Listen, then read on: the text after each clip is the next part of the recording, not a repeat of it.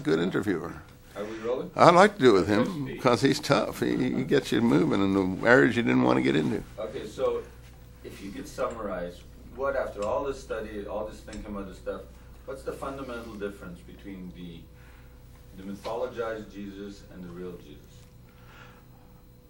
The problem is that people take literature as history and have an inability to distinguish between a work of literature, which the Gospels represent for the most part, and an actual history, which is what Josephus would give them, a nitty-gritty, down-the-earth, ugly, nuts and bolts history.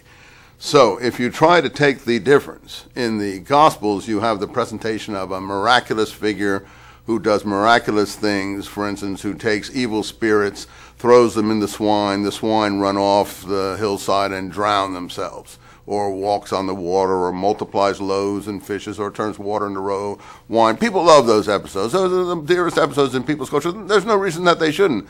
But that's not history. That is literature, or the dirty word, mythology.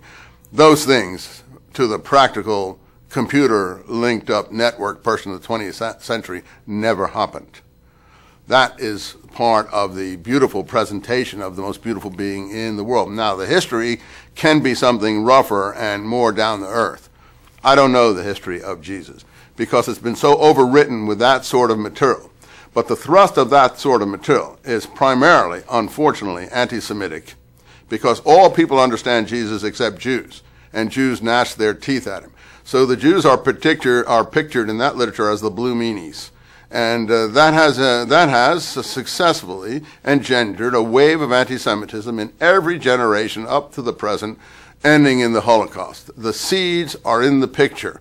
The people who put the seeds in were very clever. They were not Palestinian Jews, obviously. They were not self-hating Jews. They were overseas Gentiles who didn't like what the Jewish people represented and didn't like the doctrines about Christ. So that whole picture, to my mind, is, I hate to use the word, people hate me for it, corrupted. That's where the scrolls come into play. The scrolls are an indigenous literature of the Messianic movement from a Palestinian viewpoint, which are not corrupted. They were not worked on by an editorial committee. They were put in the caves to save them, and they're like a time capsule. They remained for 20 centuries. That's why I'm so interested in these scrolls. So, what do I think Jesus was? Everything written in the scrolls. That is the kind, whether it's mentioned there or not, that is what the Messianic movement is: a nationalist, extremist, xenophobic, and very much law-oriented, apocalyptic group. What do we get in the scripture we're familiar with for overseas? Very good proselytation documents, but largely in the interest of the Pax Romanum, and often the very reverse of everything we have in the Dead Sea Scrolls. So yes, to my mind, Jesus has been reversed, turned in the very opposite of what he would have represented in Palestine as the Messianic popular leader there. Meaning he would not have been sitting with the prostitutes and sinners and tax collectors. He would have observed purity regulations to be a popular Messiah. He would have been anti-Roman. He would not have been talking to Roman governors and Roman soldiers. Roman soldiers would not have recognized him as the Messiah before Jews did. These are all documents aimed at proselytizing Roman soldiery and Roman governors, not Jewish people, and presenting Jews as the devil people. And the world has got the picture. Even bin Laden's got that picture. Now, is that why James has been marginalized? Absolutely. Because as James was written out, he's a philo-Semite, anti-Semitism was written in. That's exactly what happened. And there's a second James in the scripture. That's the multiplication of like-named characters. He's called James, the brother of, oh, not Jesus, John, the son of Zebedee. Oh, yeah, John and James, the two sons of thunder, James, the brother of John.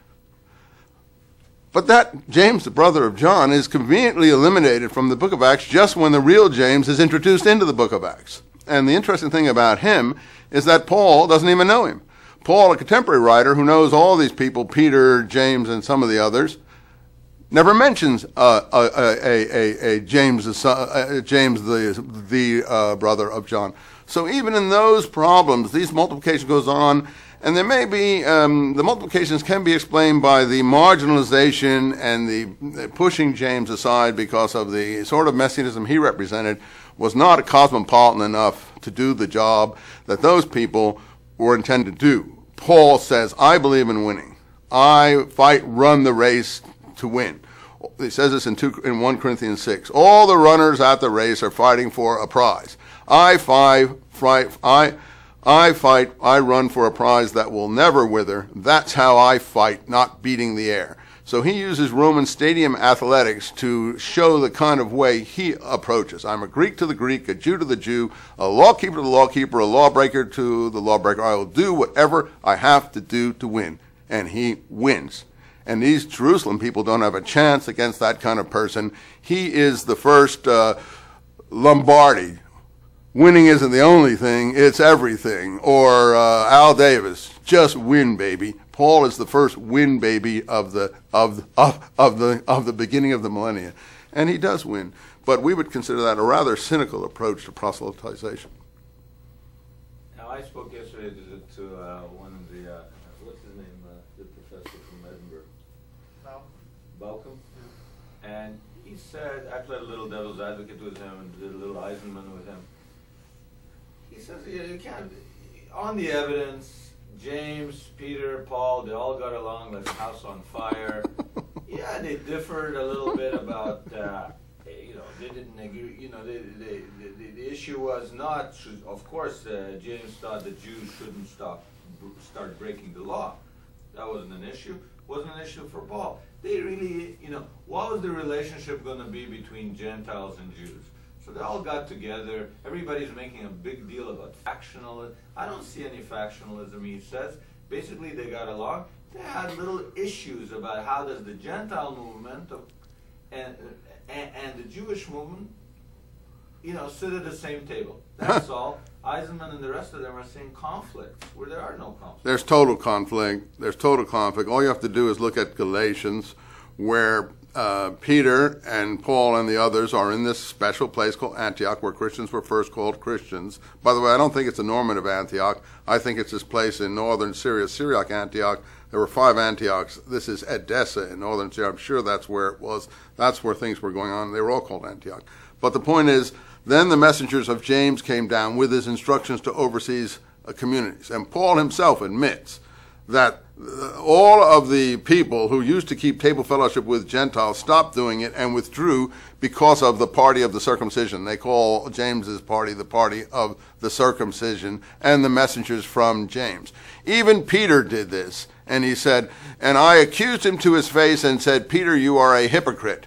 And in any case, after that, Barnabas leaves Paul, and everyone shuns him from that moment on, and he will only travel with non-Jewish Gentile traveling companions like Timothy and others of that kind, Lucas, etc. So you tell me that's a minor dispute? That's a major dispute when people, all of his close companions, desert him and refuse to have anything to do with him. Now, if you look in Essene practice, the Essenes have a characteristic of shunning. They expel people from the community for various things, and then they shun him in work and activity. This is exactly what's going on here with Paul and the others in the Antioch scene, and it's clear that we're having quasi-Essene practice going on here of a very familiar kind. So these arguments are very deep. I will say one last thing about that. Paul constantly cavils against the chief apostles. He constantly says, who are these people? Pillars? Not that their importance means anything to me. He says things like men of knowledge. Are they men of knowledge?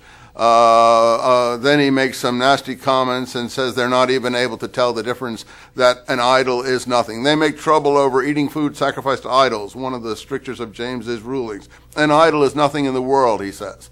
And then at the end of Corinthians 2, he said, Hebrews are they? So am I. Super apostles are they? So am I. And he makes clear that the people who he's heaping abuse on are the super Jewish apostles who are over him, and he's constantly caviling and making a snide allusions to them that anyone in his right mind, except someone who wants to just make everything look rosy, would realize had to do with severe internal strife. The final thing he says in Galatians, he's talking to his communities and the super apostles coming and bothering them. What they're bothering them about is circumcision. And he says in one nasty outbreak, tell those who are bothering you, I wish they would themselves cut off.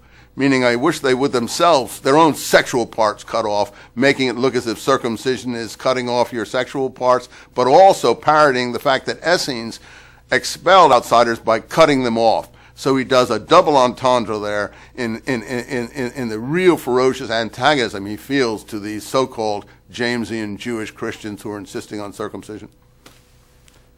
So the infighting was real. Severe. I think there is evidence that Paul is involved in some manner in the death of John the Baptist. Now, I don't want to make that sensationalist, but you can look at the trail and see that he was on a mission over to this king who was Herod the Tetrarch, and Herod the Tetrarch was arguing with... just let's not go... Yeah, no, it doesn't matter. What do you think James and Paul felt for each other? James didn't hate anybody.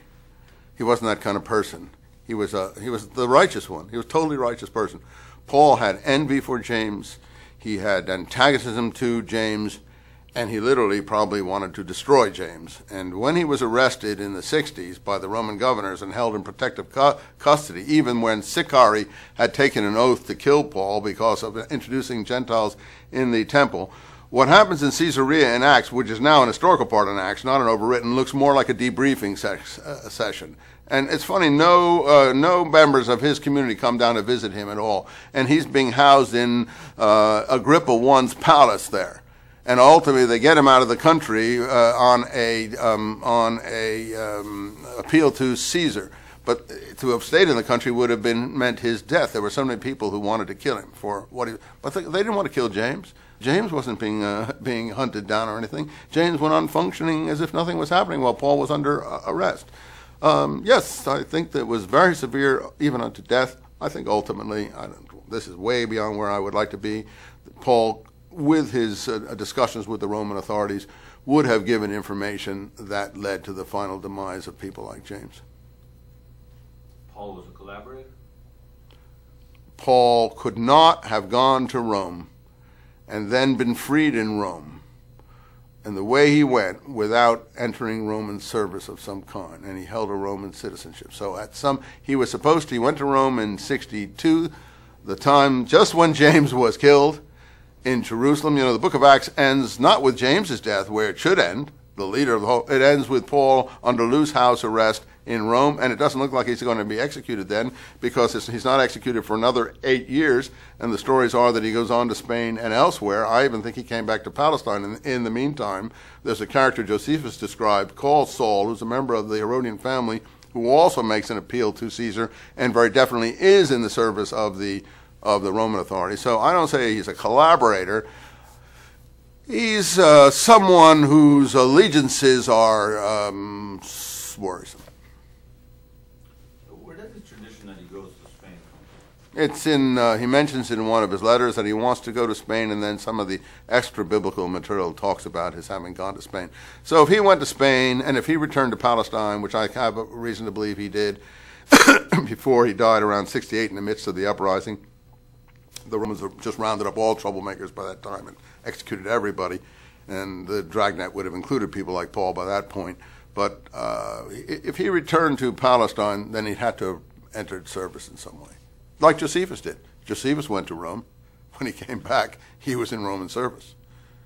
That's how he saved his skin. You cannot go to Rome and come back. You can't go to Stalinist Russia and come back. Free, I mean. You end up in the gulag. Was there an ideological reason for them to want to schlep to Spain? Well, I think the Roman emperors at that period came from Spain. Don't forget, you had Trajan coming in, you had Hadrian coming in, you had a lot of connections to Spain in the Roman imperial family at this time. He said he has very important contacts there he wants to follow up. And the future Roman emperors all came from Spain.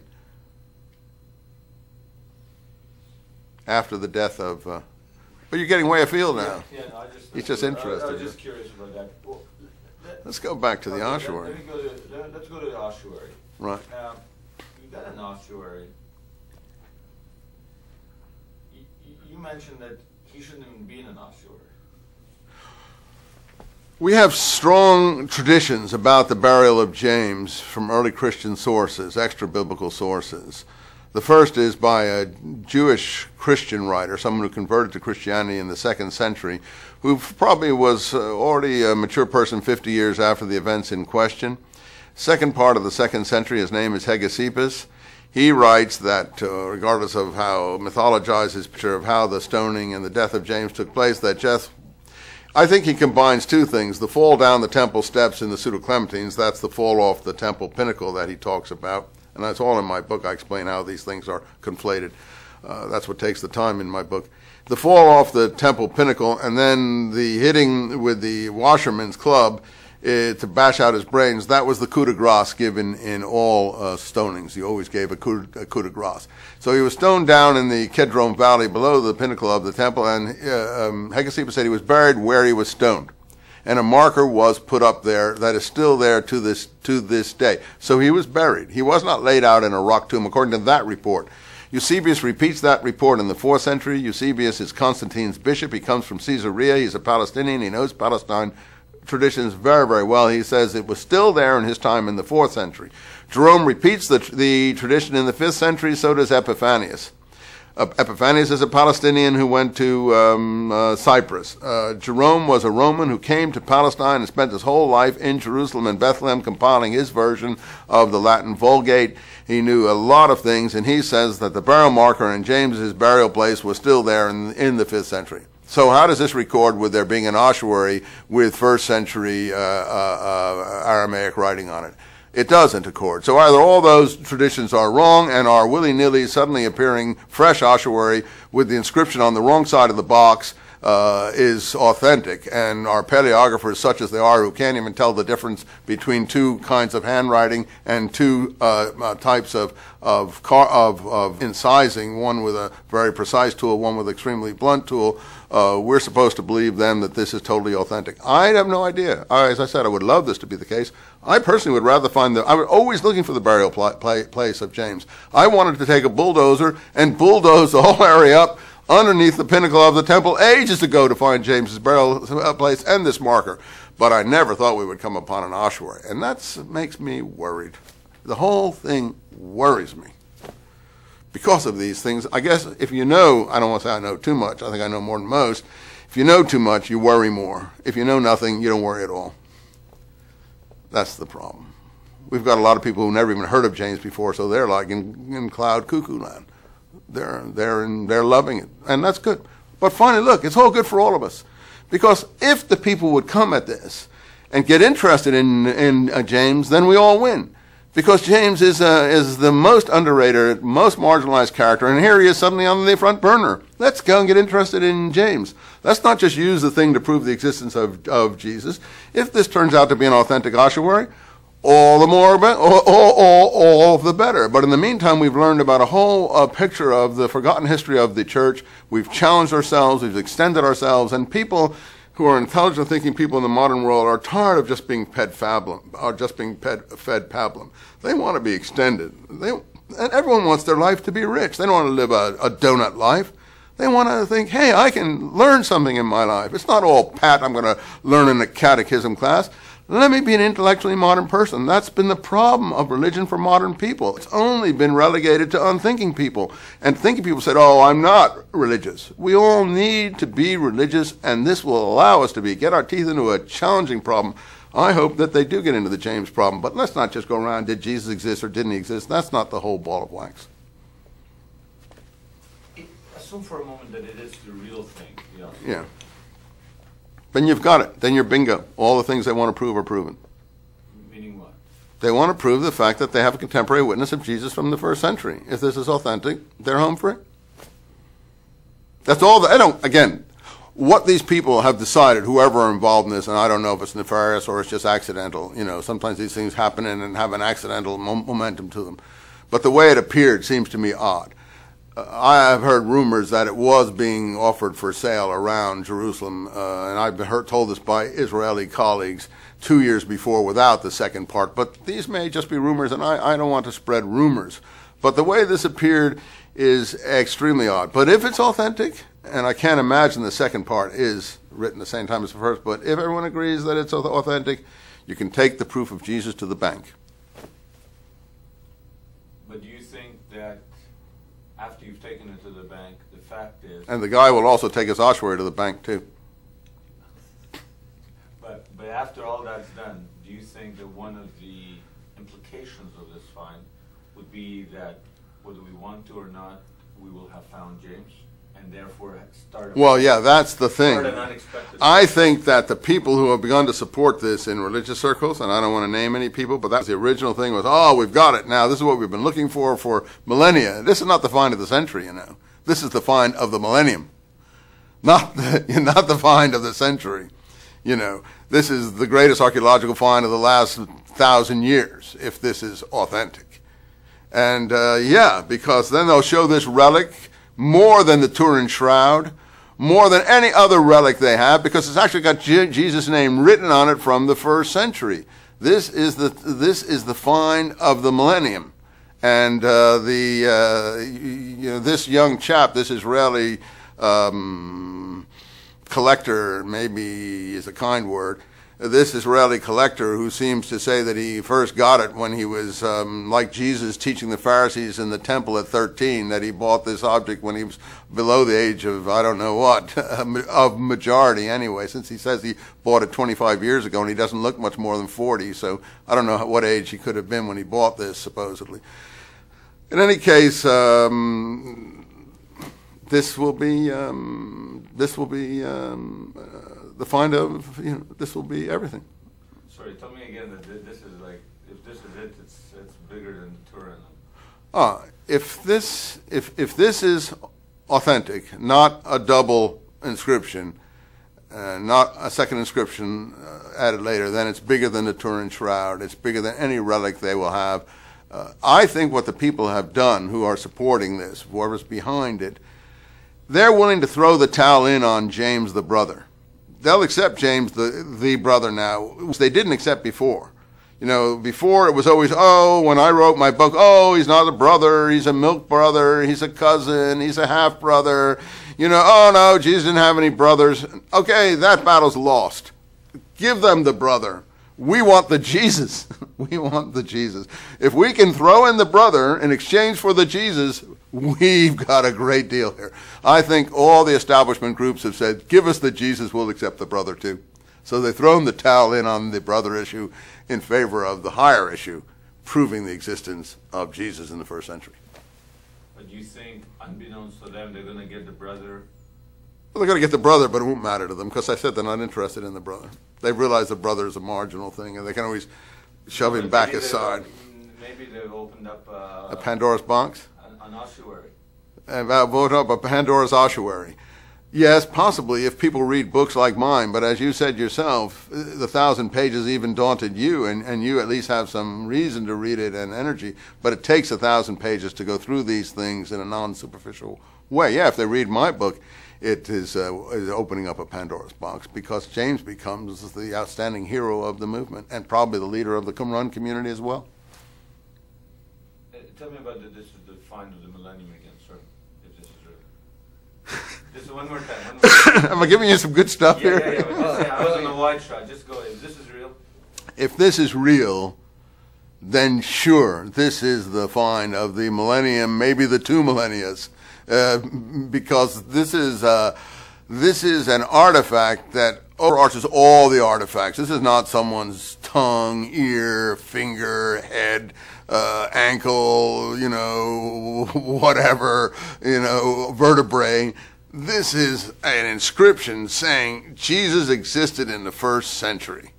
That's why the 63 paleographic date is so important. And they knew him, and they cared about him, and he was important enough at that time to sign his name to the ossuary next to his unimportant brother. My point was always that, yeah, the brother was important in the 1st century, and he didn't need the extra part to tell us who he was, and people wouldn't have thought of putting it. people wouldn't have thought of putting, because Jesus wasn't so important in the first century to those people in Palestine. Jesus became important as the documents were written that made and magnified his importance into the superstar, the demigod, the God that we now, the man God that we now all recognize as the savior of the whole human race. But that didn't happen in the first century. The documents propelled that process forward. But surely James, the tzaddik, Yaakov tzaddik, Right. thought that his brother was Mashiach. I have no idea the relation. See, I don't know exactly who the brother was by that point. I go in my book about the four brothers. We know there were that Cleophas and Mary. If Joseph is the Hebrew name for Cleophas, okay, it's possible. That Cleophas and Mary, or that other character listed in the gospel lists, James, the son of, what's his name? Alphaeus, which is probably a garbling of Cleophas, had four sons. They had James, Simon, Jude, and Joses. I say we know who Simon is. I can document Simon. Simon is Simon Bar Cleophas, who's said to be the nephew. He's actually the second brother. He's the second successor to James in the early church. The third, Jude, is Jesus' twin. He's Judas Thomas, Judas the twin, also called Thaddeus in gospel lists, also called Lebbaeus, seems to have evangelized northern Syria and Iraq. And this person, I think, was beheaded at some point. He may have been the Theudas in Josephus, who was beheaded. In any case, his descendants are still around when the Roman Emperor Trajan is trying to round up Messianic claimants in the latter part of the century. The fourth brother, Joses, we don't know. Who is the fourth brother, Joses? That's just Jesus himself before Jesus became, distinguished from his brothers in the process of as I said, as the fathers became uncles, brothers became cousins, mothers turned into their own sisters, and Jesus turned into his own brother. Joses is the same person as Jesus. We don't have any information about that. Is the fourth brother. Now, that fourth brother, Joses, I don't know much about him. And he may have been executed very, very, very early on, and he may have been seen as this messianic individual executed in a very nasty way. I've covered all this in my book, but I don't know much more about Jesus than that, because the documents that we have, I don't think have been written in the interest of the Pax Romanum, Hellenized, Romanized, pacified. Now, there's a tradition that... These are all quasi-zealot leaders, Essene zealots. But there's a tradition that that James found the remains of the father of John the Baptist and Zechariah, the Pidyon Ben guy from Jesus. Anyway, that Theodosius or somebody, I don't know, that he was buried together with the... Yesterday. What's his name? Those are late Armenian church traditions. They're interesting in terms of the burial tradition. I'm not familiar with those later traditions. I have to look them. That's the only interesting contribution that gentleman gave. He did give an interesting contribution to show the traditions regarding the burial, the takeover. I've always wondered why James was associated with the tomb of St. James in the Kedron Valley, the Beni Hezer tomb, which was a priestly tomb. All the pilgrims identified that as the tomb of St. James. I speculated in my book that, in fact, that may be the original of the story of the Jesus in the Holy Sepulchre, and that there was a rich man who had a tomb. And I go in very deeply how there were rich people from Adiabene who were very interested in the James approach. So all that is very unclear, very diffuse, hard to get a handle on. But there's some interesting points, but I wouldn't be able to give you any final conclusion regarding that. Curiosity, why is it called Bnei Chazir? Is that Who? Bnei Chazir? The Beni Chazir is on the inscription on the wall of that tomb. But is that somebody? It's a priestly course. If you look at the returnees on Ezra and Sons of the Pigs. I can't help that. No, It's I know. No. If you look at the returnees under the different courses, Hezir is one of the courses of the returnees, and probably one of the high priestly families were members of that Hezir family. But I don't think they thought of themselves as pigs, and I think that's just an accidental, And that tomb has been identified with James? Pilgrims have always called that the tomb of St. James. Right next to Absalom's tomb. Right. And the tomb of Zechariah next door to that. Right. All those. But those were originally high priestly tombs of the Herodian period, ostentatious high priestly families. Now the revolutionaries might have said, I don't want to be vulgar here, the heck with you people, and kicked all their bones out when they took over all this kind of stuff, because they had no respect for these priestly families, particularly rich priestly families. You have a social revolution here, the poor against the rich. Josephus makes that quite clear. They burn all of the debt records. They kill all of the high priests. This is a social revolution, one of the first in history. The Tzaddik is behind it all, like the Ayatollah Khomeini in Persia. He doesn't fight. He doesn't have to kill anyone, but his spirit permeates the whole thing. That's why, to me, James is like the old man on the mountain. But they might easily have kicked all the bodies aside in those tombs and put their heroes in their place. And if James was one of their heroes, he would have maybe been transferred to there. But I'm not sure you had an ossuary. No one ever mentions an ossuary. It seems strange this ossuary should pop willy-nilly out of nowhere. And, where is the where? If this was the ossuary in the ground, was it piled in a rock tomb someplace? Where did they find this ossuary? Was it buried? Usually you didn't bury ossuaries. They were stacked someplace. Was it stacked someplace? Was it buried in the ground? Why is the back of this ossuary all worn away and the front of it looks fresh as a daisy? It has so many questions regarding this ossuary that I like that it makes James important and interesting. But am I, because of that, to be cynical and say, oh, it's good for me, good for my book, good for James? Or to be honest, we don't need James. We don't need an ossuary to tell us about James. We know James. We've been talking about his importance from the beginning. People maybe have just learned about him. So if the ossuary helps that, it's a good thing. But if the ossuary is being used to deceive people, I don't like any kind of deception of any kind. And I think there is something wrong here. And many others think that too. Now, the way this has come to the world was through a cover story in Bar. Well, what do you make of that? Bar is a commercial magazine. Herschel Shanks has been instrumental in bringing this story to the world. Herschel Shanks runs a commercial operation centered around archaeology. He's very capable, very quick on the trigger, and knowledgeable in what is going to hit front and center, and he has a lot of power. He's a very good public relations man, and he obviously sees the potential in this, even though earlier he was not interested in James at all from what I could see, and having talked to him for 15 years before that, he had no idea who James was, and suddenly this appeared, and now he's Mr. James. So, okay, fine. But I think the commercial possibilities, from what I've been hearing from all the people involved in it, are quite staggering. As are the commercial possibilities in the resale of the $250 ossuary. Since I understand it was insured for now $1 million or so, a $250 ossuary should have only been insured for $250. That's all my insurance company would pay me for the car I bought for $250.